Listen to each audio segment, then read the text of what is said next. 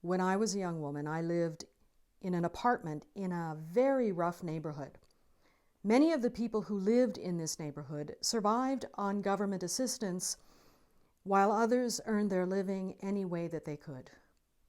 I moved into this apartment because the rent was cheap, and quite frankly, I was young and foolish. Despite all the warnings, my family and friends were all too willing to issue against what they saw as the unsavory characters who inhabited this neighborhood. I was convinced that I could handle anything which came my way. The office where I worked was just down the street from my apartment, and every morning as I walked to work, I would meet some of my neighbors returning from an evening of plying their trade on the streets and in the alleys. Each morning I would be met at the entrance to my office by an old man named Ed. Ed was a wild character. He'd been living on the streets for years.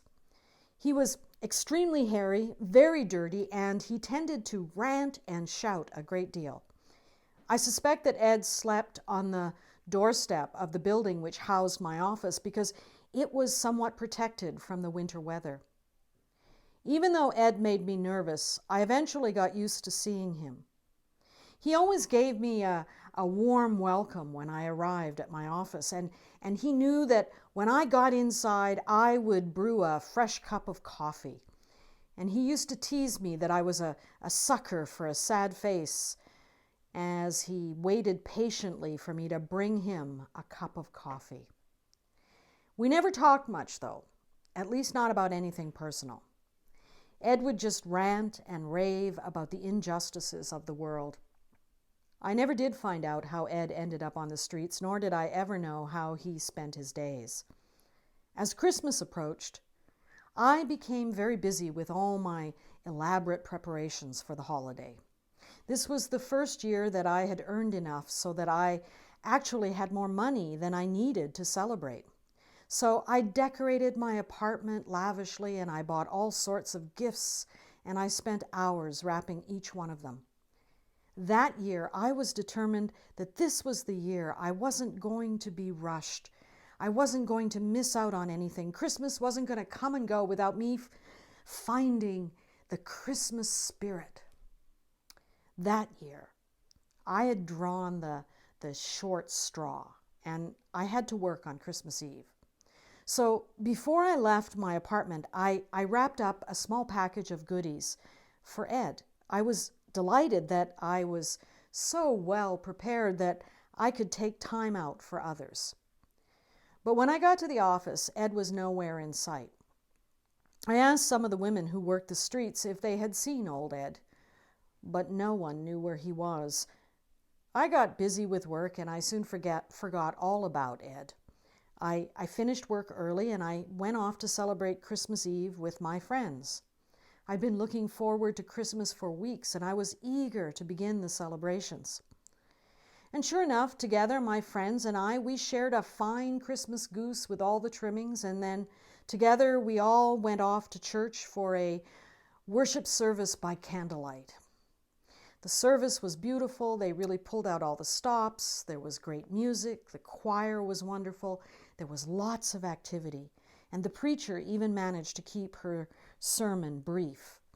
But somehow, I was left feeling like there was something missing.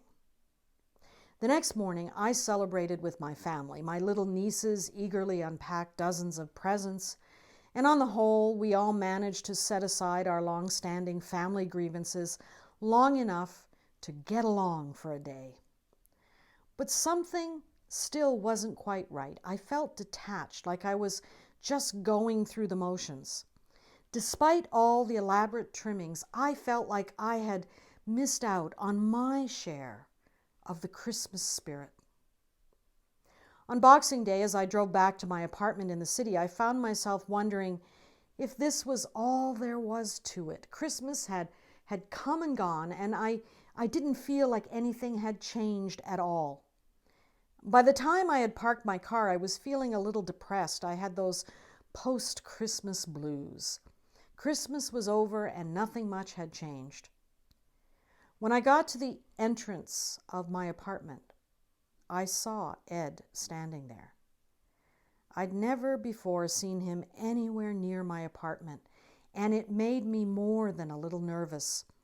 I wondered how he had found out where I lived, and it frightened me to think that Ed had taken the trouble to find my apartment. What's more, he looked very agitated. Nervously, I greeted Ed and asked him why he was at my doorstep. Ed explained to me that he needed my help. Well, this made me very uneasy. I mean, the odd cup of coffee at work was one thing, but this old man showing up on my doorstep was something altogether different. Clearly, he wanted something from me. Ed asked me if I would come with him to the park, and I was kind of caught off guard, and I reluctantly agreed. And when we arrived at the park, Ed introduced me to Karen. Karen was a very scared-looking teenager. She couldn't have been more than about 14 years old. Ed explained to me that Karen had run away from home on Christmas Eve. He said that lots of kids ended up on the streets at this time of the year, and there were usually lots of unsavory characters to meet them when they arrived in the big city. When Karen arrived at the city bus depot, Ed had spotted her. From the moment she arrived, Ed had carefully watched over Karen, making sure that she came to no harm in the city. Karen's 2 days on the streets and Ed's gentle persuasion had convinced her that she should really go back home to try to work things out with her parents. Ed explained to me that Karen needed money for a bus ticket back home. After we had called Karen's parents and safely loaded her onto a bus, I asked Ed if he would come with me to share a meal.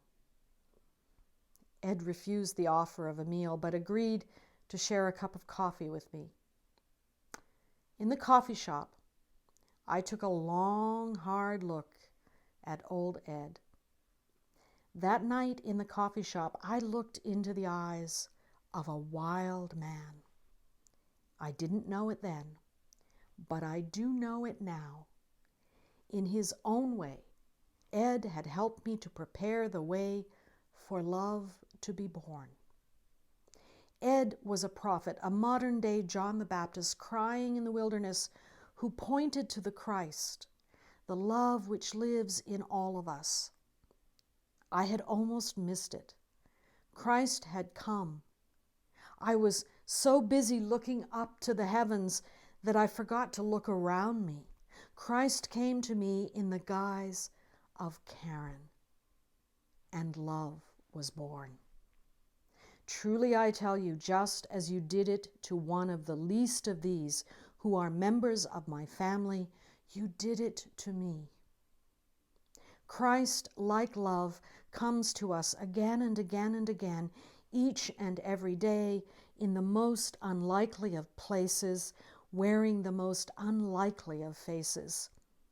Just as Advent moves us toward the remembrance of the birth of Jesus in Bethlehem in the 1st century, we would do well to remember that most of the world was too preoccupied and utterly unprepared for the very first Advent, and so very many people missed the whole thing.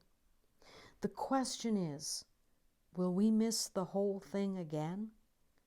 For we do not know the day nor the hour, no one knows. Therefore, keep awake, for Christ, like love, may come suddenly and find you asleep. Be prepared, keep awake, watch, for we know not when Christ or when love will come. Keep watch, so that whenever and wherever the love which we call God comes, it may find a home in you. Prepare the way for love to arrive. Shalom, dear friends. Shalom. I hope you are enjoying these love stories for Advent and Christmas, which are made possible by the support and encouragement of the progressive community of Holy Cross Lutheran Church. Holy Cross is a small congregation which is progressive in approach and Christ-like in action. The current COVID lockdown has brought with it all sorts of unprecedented challenges.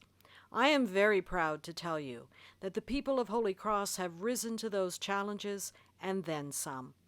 If you have benefited from their progressive approach to Christianity and would like to ensure that we can bring you more resources in the coming months, please consider making a donation to Holy Cross. You will find a donation page on our website where you will find several ways to make contributions to Holy Cross. May the Holy One, who is love, continue to live and move in, with, through, and beyond you and yours during these challenging times. Shalom, dear ones. Shalom.